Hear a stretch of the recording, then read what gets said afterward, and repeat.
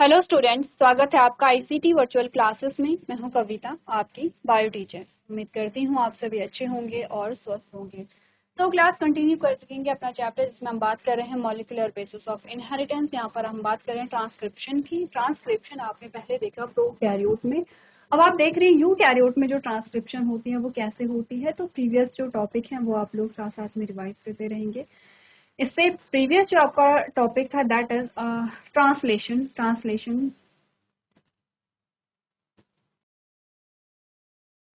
चलिए, तो इससे पहले आपने पढ़ा है रेप्लिकेशन में आपने देखा कि डीएनए की जो रेप्लिकेशन हो रही है वो कुछ इस प्रकार से हो रही है।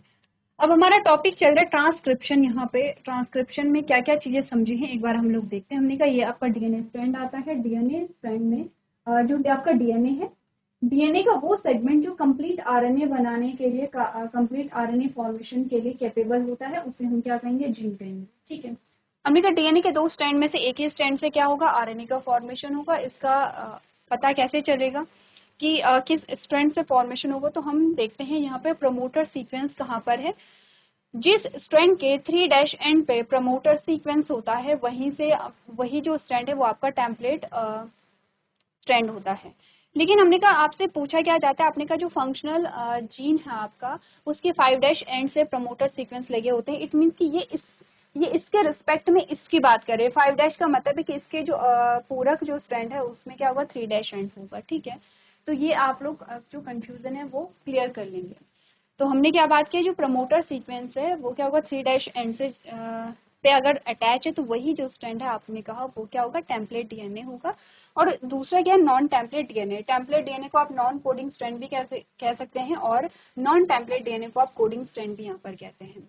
अब आपने कहा कि स्टार्ट जो होगा यहाँ पर फॉर्मेशन वो होगा कहाँ से, प्रमोटर सीक्वेंस से, और एंड कहाँ पर होते हैं, जहाँ पे टर्मिनेटर सीक्वेंस यहाँ पर आता है। तो आगे हम बढ़ेंगे अगर, तो हमने क्या बात की है, यहाँ पर क्या होता है, डीएनए डिपेंडेंट आरएनए पॉलीमरेज आएगा जो एंटर करेगा प्रोमोटर सीक्वेंस से, जीन में जाएगा। यहाँ से क्या बनाएगा, जो आरएनए है, आरएनए का फॉर्मेशन यहाँ से पहले आरएनए बना है, अब आरएनए जो है वो क्या होगा, यहाँ पे डीएनए से सेपरेट होकर के एक अलग जो स्ट्रैंड है वो यहाँ पे बनाएगा।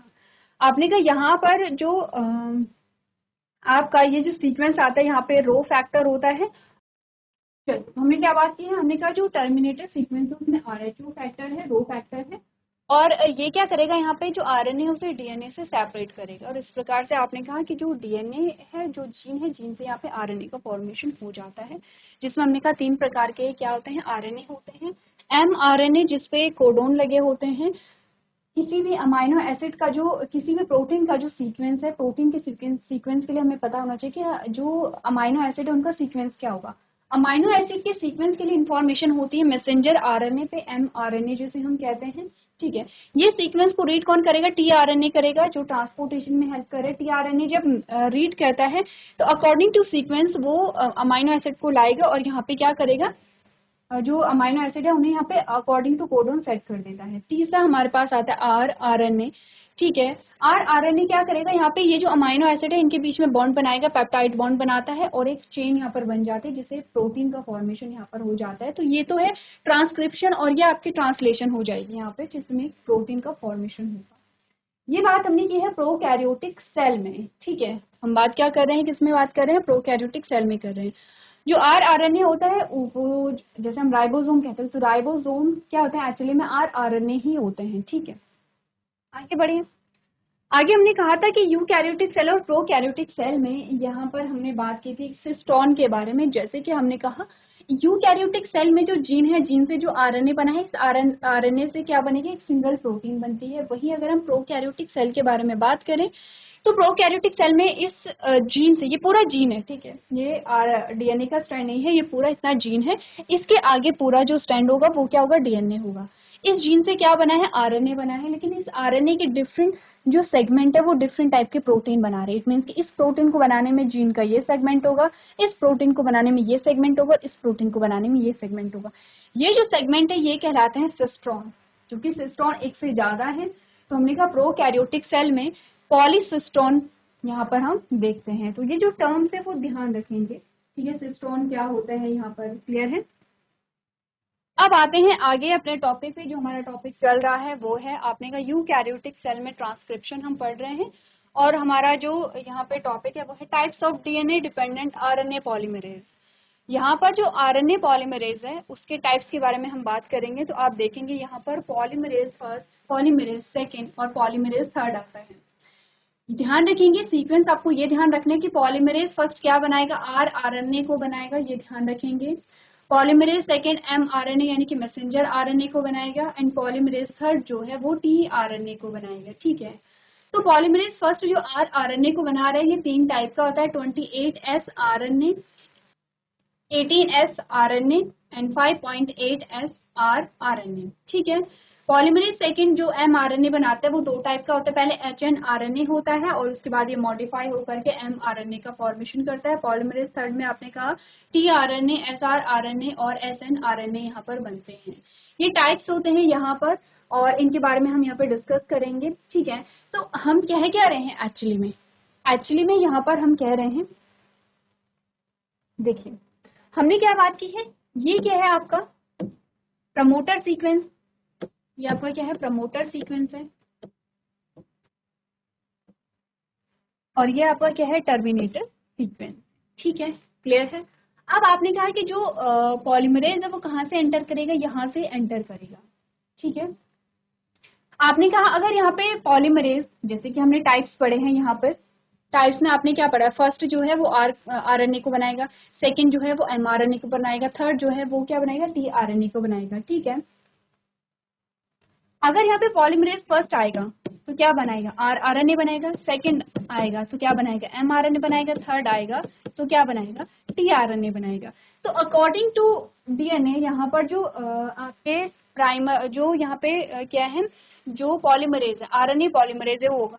अगर आरएनए पॉलीमरेज यानी कि DNA dependent RNA polymerase first है तो वो आरएनए को बना रहा है। अगर DNA dependent RNA polymerase second है तो वो एमआरएनए को बना रहा है। अगर DNA dependent RNA polymerase third है तो वो टीआरएनए को बनाएगा। ठीक है, इतनी बात अगर क्लियर है तो हम आगे बढ़ेंगे, उससे पहले आप टाइप्स एक बार यहाँ पर देख लेंगे। चलिए, अब सबसे पहले हम बात करेंगे यहाँ पर एमआरएनए की। एमआरएनए का जो फॉर्मेशन है वो जो होता है आपने कहा क्योंकि एचएनआरएनए के मॉडिफिकेशन से होता है, यही हमने कहा है। आपने कहा हम बात कर रहे हैं यहाँ पर एमआरएनए की, हम बात कर रहे हैं यहाँ पर किसके बारे में, एमआरएनए की। एचएनआरएनए पहले बनेगा उसके बाद एमआरएनए यहाँ पर बनेगा। ठीक है, तो देख लेते हैं। हमारे पास आएगा एक स्ट्रैंड। ठीक है, ये हमारे पास आया स्ट्रैंड प्रकार से।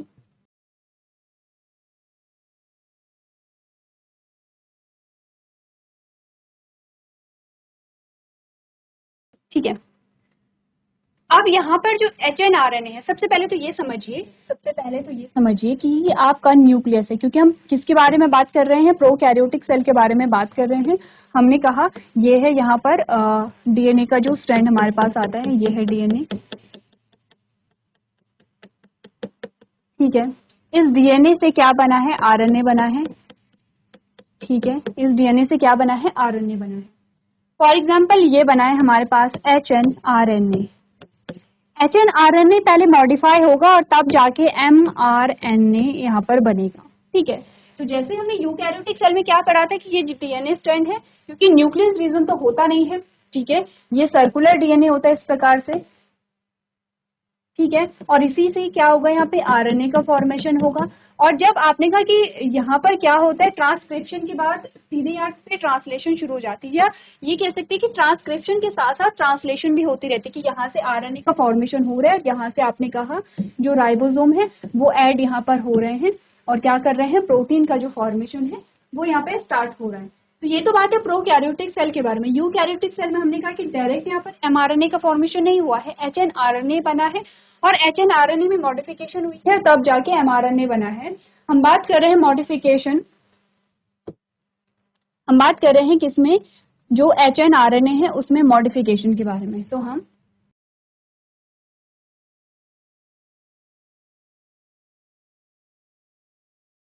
मॉडिफिकेशन हम यहाँ पर देख रहे हैं किसमें, एचएनआरएनए में।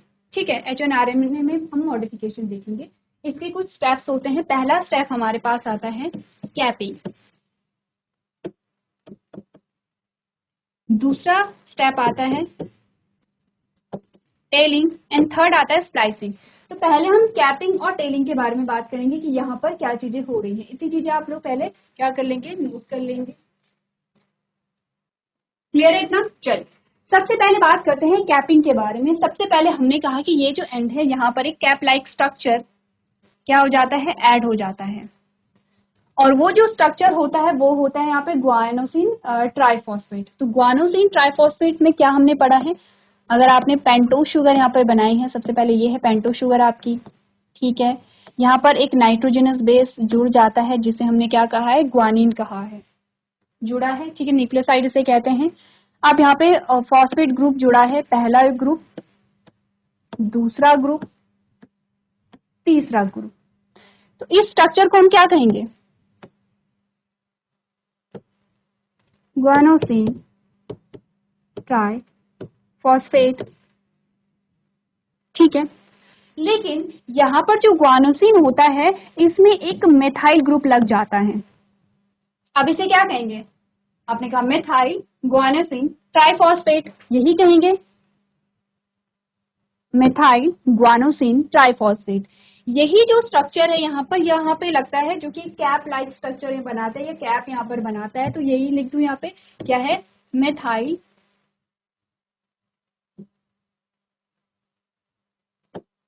ग्वानोसिन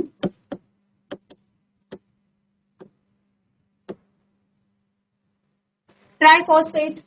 क्लियर है इतना? पहली चीज तो ये है। अब यहाँ पर क्या जुड़ती है, इसे डिफरेंट कलर से दिखा देते हैं ऐसे, ठीक है। अब यहाँ पर जुड़ती है एक टेल, यहाँ पर क्या जुड़ती है, एक टेल जुड़ती है प्रकार से। पहले ये वाला स्ट्रक्चर एक बार आप लोग पीछे बना लेंगे। एक्चुअली में नाम क्या है, नाम के साथ साथ आपको स्ट्रक्चर पता होना चाहिए। अगर साइड में कहीं जगह है तो साइड में बना लेंगे, अदरवाइज आप कहीं पे पीछे बना लेंगे जिससे आपको याद रहे यहाँ पर। चलिए, तो आपने यहाँ पर ये नोट कर लिया होगा, ठीक है। अब हम आते हैं यहाँ पर, जो टेल होती है, यहाँ पे क्या होता है, टेल ऐड होती है। टेल ऐड होगी तो यहाँ पे कौन सा स्ट्रक्चर आएगा, यहाँ पे भी कोई क्या होगा, स्ट्रक्चर होगा। अगेन हम बनाएंगे यहाँ पे पेंटोस शुगर, इस पेंटोस शुगर से क्या जुड़ा है यहाँ पे, एडेनिन, और यहाँ से जुड़ा है फॉस्फेट।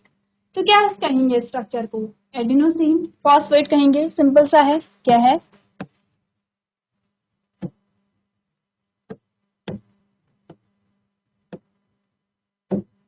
यही एडिनोसिन फॉस्फेट यहाँ पर ऐड हो जाते हैं। और क्वांटिटी कितनी होती है, 200 टू 300 जो यहाँ पर आपके एडिनोसिन फॉस्फेट है वो यहाँ पर ऐड हो जाते हैं। तो कैपिंग और टेलिंग तो ये है कि कैपिंग में आपने कहा यहाँ पे मिथाइल ग्वानिसिन ट्राइफॉस्फेट जुड़ेगा, टेलिंग में आपने कहा टेल वाले पोर्शन में एडिनोसिन फॉस्फेट जुड़ेगा, ठीक है, सिंपल सी बात है। तीसरा आता है स्प्लाइसिंग। तीसरा क्या आता है यहाँ पे, स्प्लाइसिंग। स्प्लाइसिंग में एक्चुअली में अगर हम थोड़ा सा रिलेट करें तो थोड़ा स्प्लिट से रिलेटेड है। कैसे, ये मैं हटा दूं, ये आपने नाम याद देख लिया होगा, ठीक है, ये आपने नोट कर लिया होगा नाम। स्प्लाइसिंग में क्या होता है, देखिए हमने कहा ये जो पूरा आपका क्या है, HNRNA है, उसमें होता क्या है,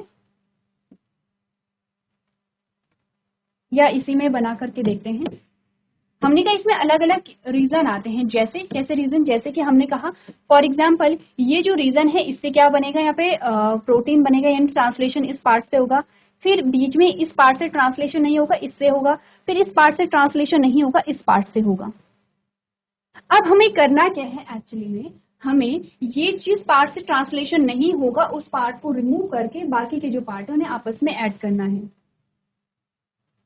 ठीक है, क्लियर है इतना?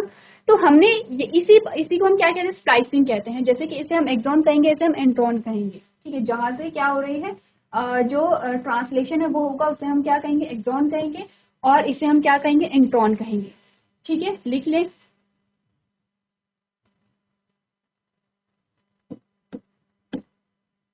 ये एक्सॉन है और ये क्या है, आपके इंट्रॉन है, क्लियर है? अब यहाँ पे क्या होगा, स्प्लाइसिंग में ये पार्ट कट हो करके ये क्या होगा, फिर से इसमें मॉडिफिकेशंस आएंगी तो एक्सॉन आपस में ऐड हो जाएंगे और पूरा जो स्टैंड है आपके पास वो ऐसा आएगा जिससे कि प्रोटीन का फॉर्मेशन होगा। इतनी बातें आप लोग पहले नोट करेंगे। चलिए अब आते हैं एक्चुअली में स्प्लाइसिंग होती कैसे है। ये है, अब जब स्प्लाइसिंग होगी तो यहाँ पर हम बात करेंगे SNRNA के बारे में। SNRNA कहाँ आपने पढ़ा था, अगर आपको ध्यान होगा SNRNA आपने पढ़ा था यहाँ पे, जो किसका पार्ट है यहाँ पे, tRNA, ठीक है। SNRNA इसे कहते हैं स्मॉल न्यूक्लियर आरएनए है, ठीक है। SNRNA करता क्या है, ये जो आपके इंट्रॉन रीजन होते हैं ये यहाँ पे इस ऐसे कर्व में आ जाते हैं, जैसे ये है, ये ऐसे कर्व में आ गया है, ये ऐसे कर्व में आ गया है, ये ऐसे है। तो इसे अगर हम हाईलाइट करें तो ये हमने कहा था ये एक्सॉन है, ये एक्सॉन है, ये एक्सॉन है, और रेस्ट जो पार्ट हमारे पास आते हैं वो इंट्रॉन आते हैं। SNRNA क्या करता है कि ये जो आपने कहा कि इंट्रॉन है, इंट्रॉन के साथ यहाँ पे क्या बना लेगा, डबल बॉन्ड बना लेगा, इस प्रकार से डबल बॉन्ड बना लेता है। और साथ ही साथ SNRNA क्या करेगा, यहाँ से इसे कट कर लेता है, इस प्रकार से इसे कट करेगा। क्या हो गई है, स्प्लाइसिंग हो गई है। जब स्प्लाइसिंग हो गई है तो अब आपने कहा कि ये जो आपके पार्ट्स हैं, जो एक्सॉन के पार्ट है, वो आपस में क्या हो जाएंगे, अटैच हो जाएंगे। ठीक है, क्लियर है इतनी बात, इतनी बात इजी है, कुछ यहाँ पे डिफिकल्टी नहीं होनी चाहिए। चलिए अब इजी है, सिंपल सी चीज है। अब आपको करना है क्या, अब आप ये क्या करेंगे, एक्सॉन को यहाँ पे अटैच कर लेंगे, उसमें आपने कहा कैप यहाँ पे लगा लेंगे, टेल वाला पोर्शन लगा लेंगे, यही आपका क्या है, mRNA है। तो अगर हम बनाए तो mRNA ये है कैप, ये बीच में एक्सॉन आपस में जुड़ गए हैं, और ये टेल है, ये इस प्रकार से टेल है, यही आपका क्या आ गया है, mRNA। ठीक है, तो HNRNA से mRNA का जो मॉडिफिकेशन है वो क्या होता है, कैसे होता है, किस प्रकार से होता है, ये हमने इस बारे में यहाँ पे बात की है। आपने सारी चीजें यहाँ पे नोट की होंगी, तो मैं मान के चल रही हूँ आपको चीजें समझ में आ गई है। कोई डाउट है तो आप लोग यहाँ पे पूछ सकते हैं। तो आज के सेशन में हम इतना ही करेंगे। अभी तक क्लास में बने रहने के लिए आपका धन्यवाद।